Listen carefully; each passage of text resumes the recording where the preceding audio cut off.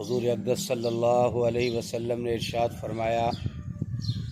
جو شخص کسی عورت سے کم یا زیادہ مہر پر نکاح کر لے اور دل میں اس کی ادائیگی کا ارادہ نہ ہو تو اس نے اپنی بیوی کو دھوکہ دیا، اور اس کے بعد اگر وہ اپنی بیوی کا حق مہر ادا کیے بغیر مر گیا تو قیامت کے روز اللہ جل شانہ سے زانی ہو کر ملے گا۔ حضور اقدس صلی اللہ علیہ وسلم نے ارشاد فرمایا، جو شخص کسی عورت سے کم یا زیادہ مہر پر نکاح کر لے اور دل میں اس کی ادائیگی کا ارادہ نہ ہو تو اس نے اپنی بیوی کو دھوکہ دیا، اور اس کے بعد اگر وہ اپنی بیوی کا حق مہر ادا کیے بغیر مر گیا تو قیامت کے روز اللہ جل شانہ سے زانی ہو کر ملے گا۔ حضور اقدس صلی اللہ علیہ وسلم نے ارشاد فرمایا، جو شخص کسی عورت سے کم یا زیادہ مہر پر نکاح کر لے اور دل میں اس کی ادائیگی کا ارادہ نہ ہو تو اس نے اپنی بیوی کو دھوکہ دیا، اور اس کے بعد اگر وہ اپنی بیوی کا حق مہر ادا کیے بغیر مر گیا تو قیامت کے روز اللہ جل شانہ سے زانی ہو کر ملے گا۔ میرے محترم دوستوں اور بزرگوں، آج کل یہ بہت بڑی بیماری لاحق ہو رہی ہے کہ لوگ پہلے دیکھا دکھائی میں حق مہر میں بہت کچھ کہہ دیتے ہیں، اور پوچھنے پہ یہ بتاتے ہیں کہ ہم نے کون سا ادا کرنا ہے۔ تو فرمایا، جس آدمی نے حق مہر کم یا زیادہ کسی سے طے کر لیا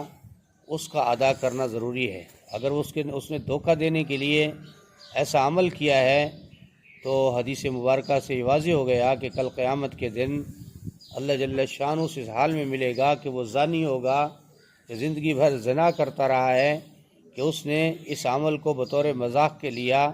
یا دھوکہ دینے کے لیے۔ اس لیے فرمایا کہ بہترین انسان وہ ہیں کہ جو نکاح کرنے میں مہر کو حساب سے رکھیں جتنا اس نے ادا کرنا ہے، اور بہتر یہ ہے کہ انسان فوری اس کو ادا کر دے تاکہ اس کا قرض اپنے ذمے لے کر نہ مرے۔ تو فرمایا، شریعت نے ہر عمل میں انسانیت کی رہنمائی کی ہے،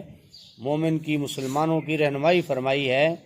تاکہ عمل وہ صحیح طریقے سے کیا جائے اور پورا کیا جائے۔ دوسری حدیث مبارکہ ہے،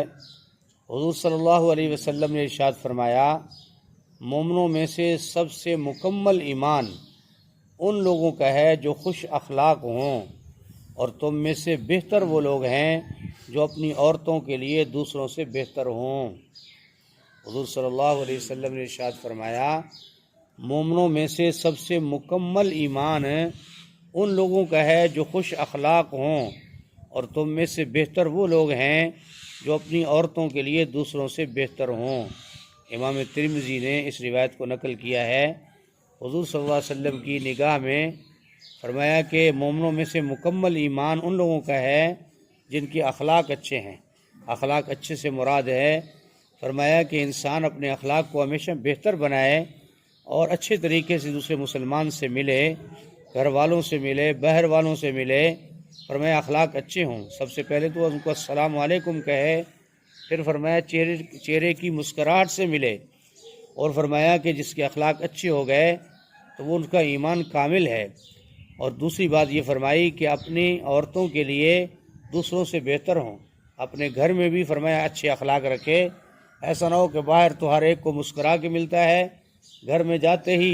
چہرے پر 12 بجا لیتا ہے۔ فرمایا یہ بھی نہیں ہونا چاہیے، بلکہ گھر میں بھی فرمایا اپنے مسکراہٹ سے رہے، لیکن فرمایا جو چیزیں روکنے ٹوکنے کی ہیں ان سے بھی باز نہ رہے۔ شریعت نے جن جن چیزوں کے بارے میں حکم دیا ہے فرمایا ان کا خیال رکھے۔ حضور صلی اللہ علیہ وسلم نے ارشاد فرمایا کہ بیویوں کا تم پر یہ حق ہے کہ خود کھاؤ، بیویوں کا تم پر یہ حق ہے کہ خود کھاؤ تو اسے بھی کھلاؤ، جب خود پہنو تو اسے بھی پہناؤ، اور اس کے چہرے پر نہ مارو، اور اسے برا بھلا نہ کہو، اور ناراضگی کی وجہ سے ان سے الگ ہو کر رات نہ گزارو